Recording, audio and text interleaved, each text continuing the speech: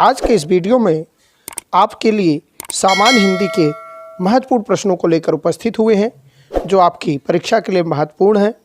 आप अपनी परीक्षा की तैयारी की जांच कर सकते हैं कि इस तरह से प्रश्न आएंगे, आप कितने प्रश्नों को कर पा रहे हैं। चलिए देखते हैं। प्रत्येक प्रश्न के लिए 5 सेकंड का समय दिया जाएगा। इस 5 सेकंड में आपको प्रश्न का उत्तर करना है। पहला प्रश्न आपके सामने है, किस कृति के लिए गिरिराज किशोर को साहित्य अकादमी पुरस्कार प्राप्त हुआ? ढाई घर के लिए, अर्धनारीश्वर के लिए, बेईमान के लिए, आवा के लिए। तो आपका सही विकल्प क्या है? जल्दी से आप अपनी जांच करें, क्लिक करें। सही विकल्प आपका क्या है? यहाँ पर सही उत्तर है आपका ढाई घर। ढाई घर। इस तरह से अगले प्रश्न पर चलते हैं।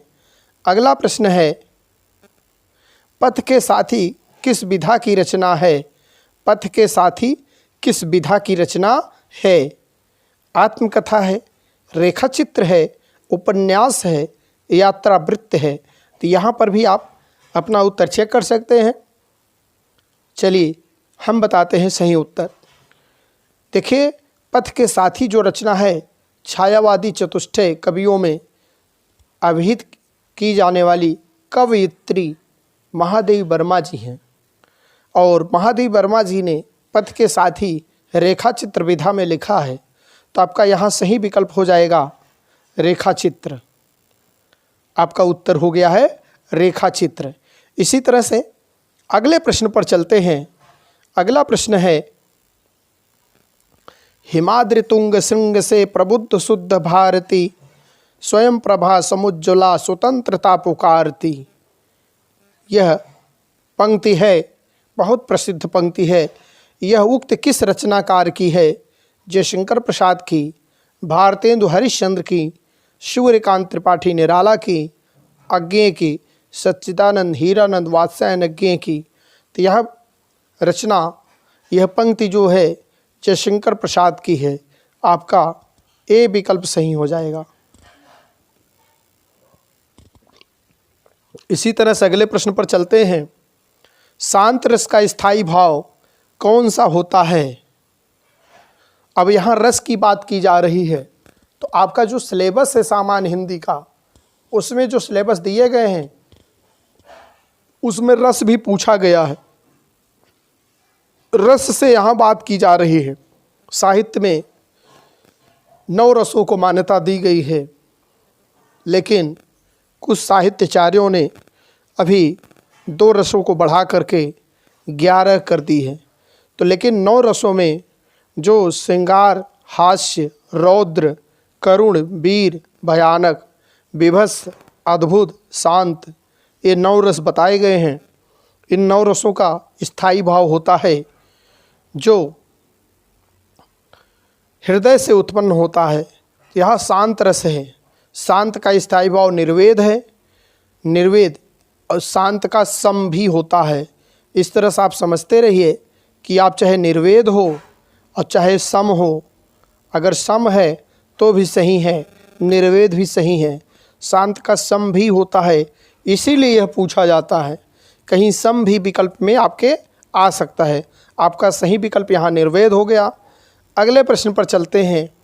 अगला प्रश्न जो है इस प्रकार से है, करुणालय के रचनाकार कौन है?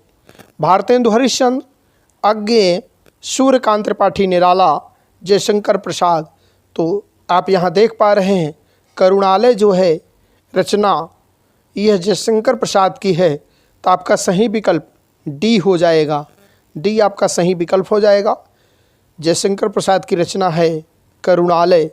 इसी तरह से अगले प्रश्न पर चलते हैं। अगला प्रश्न जो आपके सामने आ गया है, रोगी के लिए दवा लाइए। अब रोगी के लिए दवा लाइए, इस वाक्य में कौन सा कारक है? तो कारक जो आप पढ़ते हैं, कर्ता ने कर्म को करण से संप्रदान के लिए अपादान से। तो इस तरह से जो कारक आप पढ़ते हैं, इसको सरल शब्दों में याद करना है। तो हमारे चैनल पर वीडियो में चले जाइए। आप प्लेलिस्ट में जाएंगे तो वहाँ कारक का जो है सूत्र, महासूत्र बताया गया है। चलिए एक बार हम फिर से बता देते हैं इसी के साथ साथ। जैसे राम ने रावण को बुद्धि से सीता के लिए बाण से लंका के तट पर मारा। इस तरह से याद रखिए, सभी कारक याद हो जाएंगे आपको। तो यहाँ पर आप देखिए के लिए, तो के लिए कहाँ आता है? यहाँ रोगी के लिए, तो यहाँ सीता के लिए, वहाँ संप्रदान के लिए। तो संप्रदान कारक आपका सही विकल्प है, डी विकल्प यहाँ आपका सही हो रहा, सही हो गया। इस तरह से अगले प्रश्न की बात करते हैं। अगला प्रश्न है, इनमें से कौन सा शब्द कौशल का पर्यायवाची शब्द नहीं है? अब यहाँ दिया गया पर्यायवाची नहीं है, तो इसका हमेशा ध्यान रखेंगे कौन सा पर्यायवाची है और कौन सा नहीं है। तो कौशल मतलब होता है गुण, योग्यता, कला, हुनर, ये सभी कौशल के पर्यायवाची हैं। लेकिन कपाल जो होता है, मस्तक होता है, खोपड़ा होता है, खोपड़ी होता है, भाल होता है, इस तरह से कपाल जो है इनको कहा जाता है। तो यहाँ पर भी आपका डी विकल्प सही हो रहा है, डी विकल्प। अगले प्रश्न पर चलते हैं। अगला प्रश्न जो इस प्रकार से है, राजू ने मुझे 2 पुस्तकें दी। अब राजू ने मुझे 2 पुस्तकें दी, इस वाक्य में 2 किस प्रकार का विशेषण है? परिमाणवाचक विशेषण है, गुणवाचक विशेषण है, संख्यावाचक विशेषण है, सार्वनामिक विशेषण है।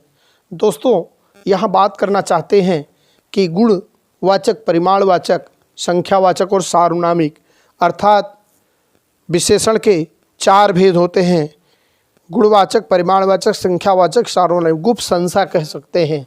4 भेद याद रखेंगे, कभी कभी भेद भी पूछा जा सकता है। तो यहाँ पर किस प्रकार का, अगर 2 पुस्तकें दी, अब 2 यहाँ संख्या का बोध हो रहा है। परिमाण तब होता है जब किसी मापक इकाई का प्रयोग हो, जैसे 2 लीटर, 1 मीटर, 1 किलो, इस 1 इंच। लेकिन यहाँ केवल 2 पुस्तकें दी, केवल संख्या का बोध हो रहा है, कोई मापक इकाई नहीं प्रयोग की जा रही, इसलिए यहाँ पर आपका संख्यावाची विशेषण होगा। आपका सी विकल्प सही हो जाएगा, सी विकल्प। अगले प्रश्न पर चलते हैं। अगला प्रश्न आपके सामने इस प्रकार से है, शुक्र करना, शुक्र करना मुहावरे का अर्थ क्या है? एहसान मानना, शक्ति संचित नहीं कर पाना, बर्बाद होना, क्रोधित होना। तो शुक्र करना मतलब होता है एहसान मानना। ए विकल्प आपका सही हो जाएगा, आपका ए विकल्प सही है। इसी तरह से अगले प्रश्न पर चलते हैं। अगला प्रश्न है, नया 9 दिन पुराना 100 दिन, इस लोकोक्त का अर्थ क्या है? पुरानी चीज़ें ज़्यादा दिन तक चलती हैं, न पूरी होने वाली आशा, सर्वत्र विजय हासिल करना, नई वस्तु का महत्वपूर्ण होना। इस तरह से यहाँ जो नया 9 दिन के लिए बताया गया है और पुराना 100 दिन के लिए बताया गया है, तो पुराना जो होता है अर्थात पुरानी चीज़ें ज़्यादा दिन तक चलती हैं, ये बताने का प्रयास किया गया है। तो यहाँ पर आपका ए विकल्प सही हो जाएगा।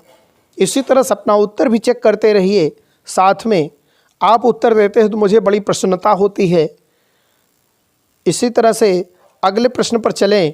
अगला प्रश्न, द्वैताद्वैतवाद के प्रवर्तक आचार्य कौन माने जाते हैं? अब यहाँ पर भी एक प्रश्न आया है, इससे भी आता है, इसको आप समझ लीजिए। इसके लिए एक सूत्र है, अंश बिरा शब्दम ददानी, अर्थात अद्वैतवाद शंकराचार्य, विशिष्टाद्वैतवाद रामानुजाचार्य और शुद्धाद्वैतवाद माधवाचार्य, द्वैताद्वैतवाद ददानी निम्बारकाचार्य, द्वैताद्वैतवाद निम्बारकाचार्य। तो यहाँ द्वैताद्वैत ददानी, ददानी मीन्स द्वैताद्वैतवाद, तो इस तरह से निम्बारकाचार्य का ये है। आप यहाँ पर सही विकल्प लगा सकते हैं ए।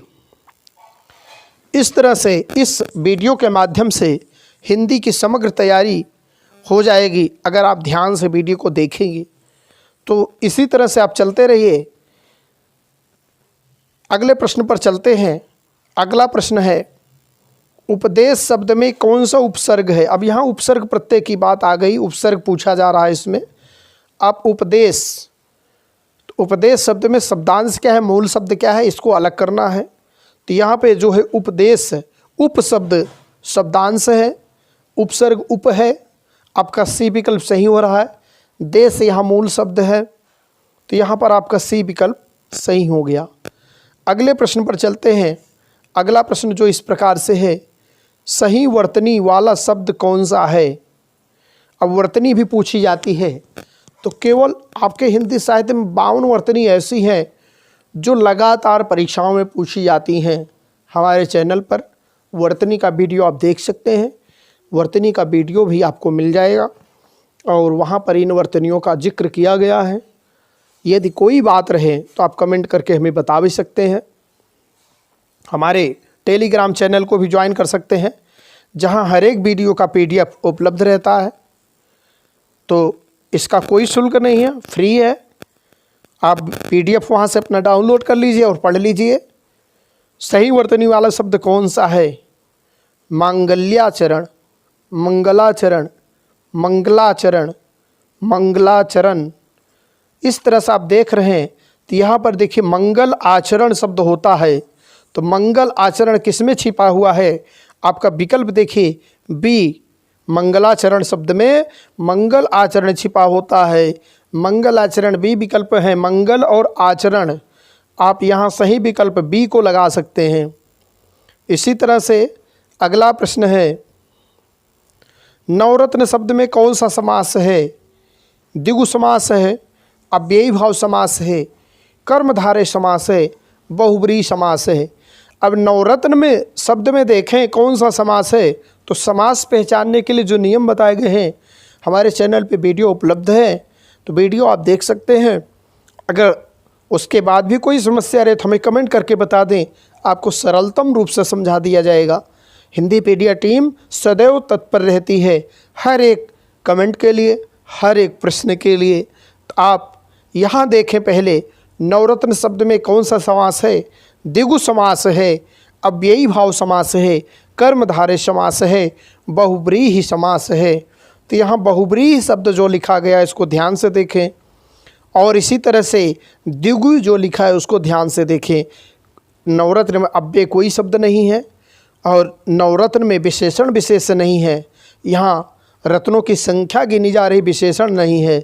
तो आप यहाँ ध्यान से देखें, या तो यहाँ द्विगु होगा या तो यहाँ बहुब्रीहि होगा। अब इसको कैसे पहचाने, तो पहचानने के लिए जब किसी समूह का बोध हो, रत्नों का समूह का बोध हो, तो समझ लीजिए वहाँ द्विगु है। और जब किसी व्यक्ति के उपनाम के जैसा कुछ शब्द हो, जहाँ दोनों पद का कोई अर्थ ना निकल रहा हो, तीसरा अर्थ प्रधान हो रहा हो, वहाँ बहुब्रीहि हो जाता है। तो यहाँ आपका रत्नों का समूह बताया जा रहा है, द्विगु समास है, संख्यावाची है। जैसे चौराहा, पचराहा, तिराहा, त्रिभुवन, इस तरह से ये संख्यावाची है। चारपाई, तो इस तरह से यहाँ द्विगु समास है, क्योंकि यहाँ नवरत्न बताया गया है। तो आपका यहाँ सही विकल्प आपका सही हो जाएगा ए विकल्प, द्विगु समास। अगले प्रश्न पर चलते हैं। अगला प्रश्न है, आपका वैवाहिक जीवन सुखद हो, यह किस प्रकार का वाक्य है। आपका वैवाहिक जीवन सुखद हो, यह किस प्रकार का वाक्य है। तो इस वाक्य को आप ध्यान से देख सकते हैं। विधानवाचक वाक्य है, संकेतवाचक वाक्य है, संकेतावाचक है, या निषेधवाचक है, या इच्छावाचक है। तो सभी के बारे में आप जानते हैं। विधानवाचक वाक्य वह होता है जिसमें कोई विधा न हो, अर्थात न प्रश्नवाचक हो न नकारात्मक हो, इस तरह से कोई बात न हो, सरल सा वाक्य हो, वह विधानवाचक होता है। संकेतवाचक वाक्य वह होता है जिसमें कार्य कारण निर्धारित वाक्य हो, जैसे यदि तो, यदि बारिश होगी तो फसल होगी, यदि भारत जीतेगा तो आगे बढ़ेगा, इस तरह से निषेधात्मक वाच्य होता है। निषेधवाचक वाक्य जो होते हैं यह नकारात्मक बताते नहीं होने के संदर्भ में अर्थ देते हैं। और इच्छावाचक जो होते हैं शुभकामना, संदेश आदि होते हैं। जैसे तुम्हारी यात्रा मंगलमय हो, आपका वैवाहिक जीवन सुखद हो। इस तरह से यहाँ आप देखें तो यहाँ आपका वैवाहिक जीवन सुखद हो, यह वाक्य पूरी तरह से इच्छावाचक है। आपका डी विकल्प बिल्कुल सही हो जाएगा। डी विकल्प सही हो गया। इसी तरह से अगले प्रश्न पर चलते हैं। अगला प्रश्न है, इनमें से पश्चिमी हिंदी की बोली कौन सी है? अब जो बोली का वीडियो मैंने दिया है, वीडियो में देखेंगे सभी बोलियों का जिक्र मैंने किया है, चर्चा की है। तो यहाँ पर गढ़वाली लिखा गया, मालवी लिखा गया, कन्नौजी लिखा गया, मैथिली लिखा गया। मैथिली जो है बिहारी के अंतर्गत आता है और मालवी जो है राजस्थानी के अंतर्गत आता है। गढ़वाली जो है पहाड़ी के अंतर्गत आता है। तो कन्नौजी जो है पश्चिमी हिंदी के अंतर्गत आता है। इस सब का वीडियो आप हमारे चैनल पर प्राप्त कर सकते हैं। भाषा बोली के लिए मैंने वीडियो दिया है, उस पर पहले भी आप देख सकते हैं। पहले यूपीएसआई के लिए जो वीडियो बनाया हुआ है उस पर आप चले जाएंगे, आपके इसी प्लेलिस्ट में यह वीडियो सभी हैं। आप प्लेलिस्ट में जाएंगे, यूपीएसआई यूपीपी कांस्टेबल के लिए जो प्लेलिस्ट है उसमें सभी वीडियो आपको मिल जाएंगे। तो वहाँ से आप इनके बारे में डिटेल पढ़ सकते हैं। लेकिन आपको अगर ऐसे समझ में आ गया, चलिए आगे बढ़ते हैं। तो यहाँ कन्नौजी आपका विकल्प सही हो जाएगा। सी विकल्प आपका सही है। इसी तरह से अगले प्रश्न पर चलते हैं। अगला प्रश्न है, जिसका अनुभव किया गया हो। अब जिसका अनुभव किया गया हो के लिए एक शब्द क्या होगा? अनुभाव्य, अनुभवी, अनुभव योग्य, अनुभूत। अब जिसका अनुभव किया गया हो मीन्स अनुभूत। डी विकल्प आपका सही हो जाएगा। कौन सा विकल्प सही होगा? डी विकल्प सही हो जाएगा। अनुभूत शब्द सही होगा। इसी तरह से अगले प्रश्न पर चले। अगला 18 नंबर का प्रश्न जो है, गारो किस राज्य में बोली जाती है? तो यहाँ दोस्तों एक जीके का क्वेश्चन भी आपका तैयार हो जाएगा। जीके भी पूछा जाता है। तो यहाँ गारो खासी जयंतिया 3 पर्वत श्रृंखलाएं हैं जो मेघालय में हैं। गारो खासी जयंतिया जो बंगाल की खाड़ी से मानसून चलता है, इन 3 पर्वत श्रृंखलाओं के बीच में फंस करके वहाँ बारिश कर जाता है। इसीलिए मासिन राम जो मेघालय में है और चेरापूंजी जो मेघालय में है, वहाँ बहुत वर्षा होती है। इसमें मासिन राम वह स्थान हो गया है, तो इसी कारण से वहाँ वर्षा होती है। तो गारो खासी जयंतिया वहाँ पर्वत श्रृंखलाएँ हैं। इस पर रहने वाले लोग इसी बोली के अंतर्गत आते हैं। तो गारो किस राज्य में बोली जाती है? तो स्पष्ट है मेघालय में बोली जाती है। और भारत में सबसे ज़्यादा वर्षा वाला स्थान मासिन राम। और गारो खासी जयंतिया कहाँ की पर्वत श्रृंखलाएँ हैं? मेघालय की श्रृंखलाएँ हैं। इस तरह से आप इस पे बहुत सारे प्रश्न तैयार कर सकते हैं। बोली के साथ साथ कई प्रश्न आपके तैयार हो रहे हैं, तो आप इसका उत्तर सी लगा लेंगे। इसी तरह से अगले प्रश्न पर चलते हैं। सी उत्तर आपका सही हो गया। अगले प्रश्न पर चलते हैं। अगला प्रश्न जो इस प्रकार से है, ओष्ठ अल्प प्राण घोष वर्ण का उदाहरण कौन सा है? अब ओष्ठ पहले देखना है, फिर अल्प प्राण देखना है, फिर घोष देखना है। ये सभी जो स्वर व्यंजन से, वर्ण से, वर्णमाला से वीडियो है हमारे प्लेलिस्ट में है। इसी प्लेलिस्ट में है। आप वीडियो के प्लेलिस्ट में चले जाइए, वहाँ इन वीडियो को देख करके स्पष्ट कर सकते हैं। बड़े ही सरल भाषा में मैंने बताया है। फिर भी आपको कोई दिक्कत है तो आप चैनल को कमेंट करके हमें बता सकते हैं। चैनल पर कमेंट कर सकते हैं, वीडियो पर कमेंट कर सकते हैं, हमें बता सकते हैं। इसी तरह से आगे चलते हैं। भ, ब, प, फ। अब यहाँ प, फ, ब, भ ये सभी ओष्ठ हैं। अगर ओष्ठ ध्वनि कहेंगे, ये सभी ओष्ठ ध्वनि हैं। अब यहाँ ध्यान देना है कि इसमें अल्प प्राण और घोष, तो घोष जो होता है वह कौन सा अल्प प्राण कौन सा होता है? तो अल्प प्राण महाप्राण। अल्प प्राण प होता है, ब होता है। इस तरह से अल्प प्राण यहाँ प और ब हैं। इसी तरह से फ और भ महाप्राण हैं। लेकिन घोष कौन होते हैं? तो घोष भी होते हैं पदौ अघोष। पदौ पहला, दूसरा और ऊस में घोष व्यंजन होते हैं। तो प फ ब, प फ ब, तो पहला दूसरा होते प फ होता है। प फ में अगर आप देखेंगे ध्यान से तो प वर्ण यहाँ ओष्ठ भी है, अल्प प्राण भी है और घोष भी है।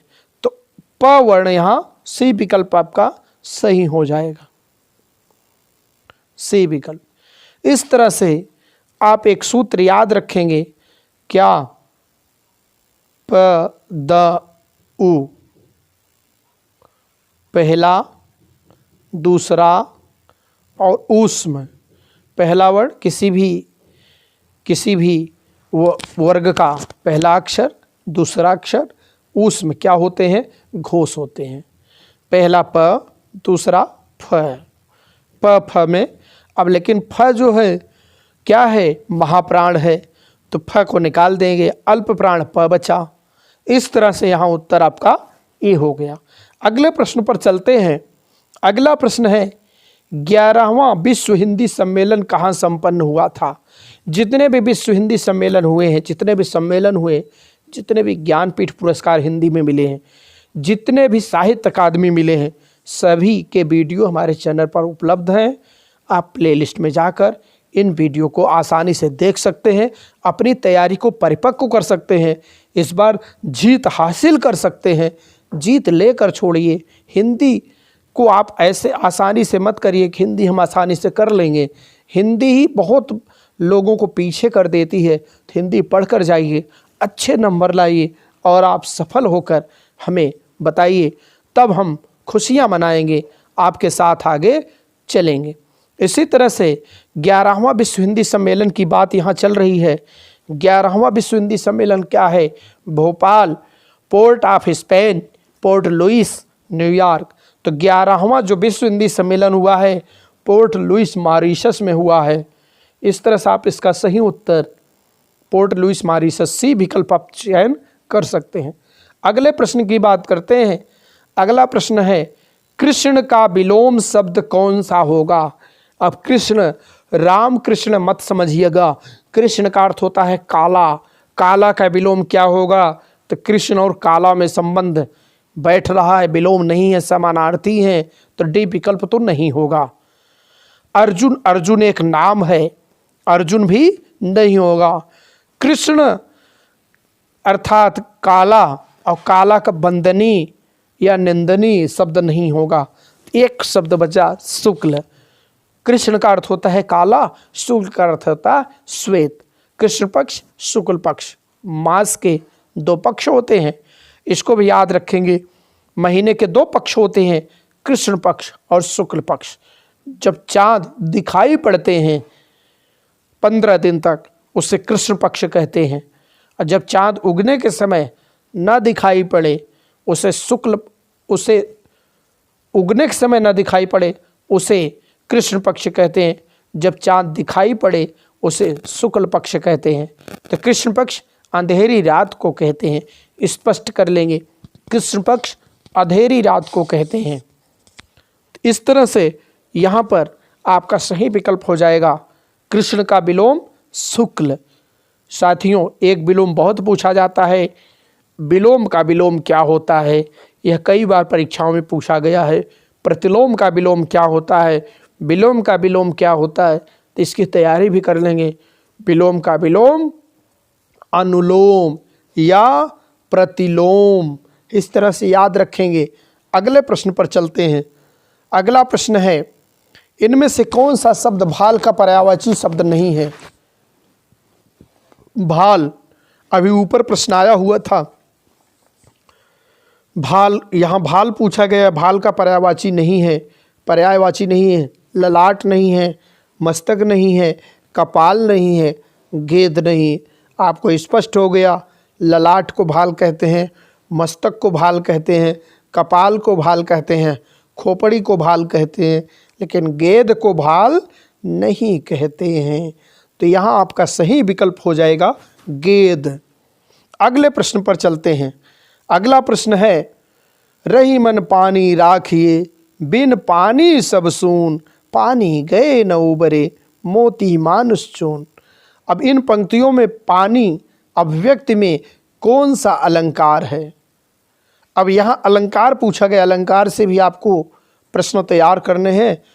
इसके भी वीडियो उपलब्ध हैं, आप अलंकार के भी वीडियो देख सकते हैं, प्लेलिस्ट में दिया गया है। तो यहाँ पर देखिए, रहीमन पानी राखिए, पानी शब्द यहाँ कई बार आया है, लेकिन पानी में एक से अधिक अर्थ छिपा होने के कारण, पानी शब्द में एक से अधिक अर्थ छिपा होने के कारण उसमें श्लेष अलंकार है। जब किसी शब्द में एक से अधिक अर्थ छिपे हों, चिपके हों, वहाँ पर श्लेष अलंकार होता है। तो ये आपका सही विकल्प हो जाएगा पानी श्लेष, क्योंकि पानी गए न उबरे, क्या नहीं उबरता है? मोती, मोती की चमक चली जाती है तो पानी अर्थात किसी काम का नहीं है। यहाँ चमक के रूप में पानी का अर्थ है। मानुष, मनुष्य की इज्जत चली जाए, अर्थात यहाँ पानी इज्जत के रूप में बताया गया है। चूने का पानी चला जाए, चूने का पानी मीन्स पानी जल के रूप में प्रयोग किया गया है। तो पहले चमक, दूसरे इज्जत, तीसरे पानी जल, इस तरह से पानी का 3 अर्थ दिया गया है, इसलिए यहाँ श्लेष अलंकार है। अगले प्रश्न पर चलते हैं। अगला प्रश्न है, वीर रस का स्थायी भाव कौन सा होता है? अब वीर रस, ऊपर आपका शांत रस पूछा गया था, यहाँ वीर रस पूछा जा रहा है। वीर रस का स्थायी भाव क्या है? उत्साह, रति, हास, क्रोध। तो वीर का उत्साह होता है, रति का रस होता है श्रृंगार, हास का हास्य रस होता है, और क्रोध का रौद्र रस होता है। तो यहाँ पर सभी आप समझ गए हैं। उत्साह आपका सही विकल्प होगा। सही विकल्प उत्साह। रति का श्रृंगार, देखिए श्रृंगार एक वर्तनी भी पूछा जाता है, श्रृंगार ऐसे सही लिखते हैं, श्रृंगार, श्रृंगार। आप श्रृंगार जब भी लिखें इसी तरह से लिखें, श्रृंगार, यह सही रूप है। आप हमेशा स्र को जो बनाते हैं एक बार ही ऐसे करें, एक बार ही करें। अगर ये 2 बार करते हैं स्र एक गलत हो जाता है 2 बार करने पर। एक बार ही स्र ऐसे होना चाहिए, वह शुद्ध वर्तनी के रूप में है। 52 वर्तनियों में से एक वर्तनी श्रृंगार भी पूछा जाता है। इस तरह से आप वर्तनी का भी ध्यान रखते चलें। अगले प्रश्न पर चलते हैं। फलित शब्द में कौन सा प्रत्यय है? लित, त, इत, फल। अब यहाँ प्रत्यय की बात की गई, ऊपर उपसर्ग आया हुआ था, तो प्रत्यय इसमें इत है। फल इत फलित, फल इत फलित, सी विकल्प आपका सही हो रहा है। अगले प्रश्न पर चलते हैं। अगला प्रश्न जो इस प्रकार से है, इनमें से कौन सा शब्द वन का शब्द का अर्थ नहीं है? वन का अर्थ नहीं है। विपिन है, जंगल है, जीत नहीं है, वाटिका है। इस तरह से आपका सही विकल्प यहाँ भी सी विकल्प सही हो जाएगा, जीत। वन का शब्द का अर्थ नहीं है जीत। इसी तरह से अगला प्रश्न है, सत्यार्थी का संधि विच्छेद कौन सा है? अब संधि विच्छेद, संधि भी पूछा गया यहाँ, देखिए ध्यान से। सत्य धन अस्त्री, सत्याधन आर्थी, सत्य धन यात्री, सत्य धन अर्थी। तो यहाँ पर आपका डी विकल्प सही हो रहा है, सत्य धन अर्थी।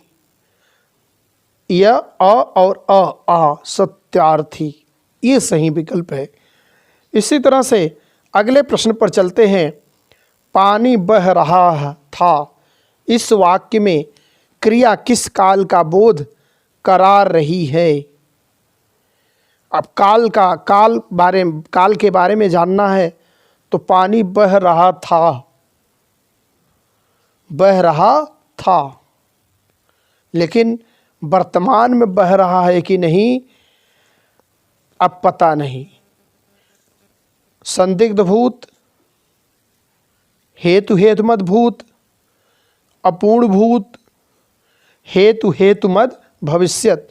यहाँ हेतु हेतुमद का अर्थ होता है कि कारण और कार्य पर यदि तुम पढ़ोगे तो आगे बढ़ोगे, यदि पेपर अच्छा करोगे तो सिलेक्शन पाओगे। इस तरह से हेतु हेतुमद होता है। तो यहाँ पर हेतु हेतुमद का ध्यान दे, पानी बह रहा था तो हेतु हेतुमद नहीं होना चाहिए। बह रहा था अपूर्ण भूत, अभी पूरा नहीं हुआ। कि संदिग्ध भूत क्या हो सकता है, यहाँ पर आप ध्यान से देखें तो आपका सही विकल्प होगा पानी बह रहा था अपूर्ण भूत। डी विकल्प आपका सही हो जाएगा। इसी तरह से अगले प्रश्न पर चलते हैं। अगला प्रश्न है, गवेषणा पत्रिका का प्रकाशक कौन है? केंद्रीय विद्यालय संस्थान आगरा, प्रकाशन विभाग नई दिल्ली, भारतीय सांस्कृतिक संबंध परिषद नई दिल्ली, केंद्रीय हिंदी निदेशालय नई दिल्ली। तो यहाँ पर आपका आगरा से है, गवेषणा जो है आगरा से है, तो आपका सही विकल्प ए हो जाएगा। इसी तरह से अगले प्रश्न पर चलते हैं। 30वां प्रश्न, पीने की इच्छा वाला इस वाक्य के लिए सही शब्द कौन सा है? प्रेमी, पापी, धीरोदात्त, पिपासु। धीरोदात्त सहनशील, पापी पाप करने वाला, प्रेमी प्रेम करने वाला, यहाँ पीने की इच्छा वाला, तो पीने की इच्छा वाला पिपासु। आपका डी विकल्प यहाँ सही हो रहा है। तो साथियों, आज के इस वीडियो में आपको प्रश्न अच्छे लगे हों तो चैनल को सब्सक्राइब ज़रूर करें, वीडियो को अधिक से अधिक दोस्तों में शेयर करें, लाइक करें और कमेंट करना ना भूलें। प्लेलिस्ट में जाएंगे तो आपको आपके सिलेबस से संबंधित अनेक वीडियो मिलेंगे, वहाँ पर पूरा सिलेबस दिया गया है। आप बिल्कुल आसान भाषा में उनको पढ़ सकते हैं। आज के लिए इतना ही। जय हिंद, जय भारत।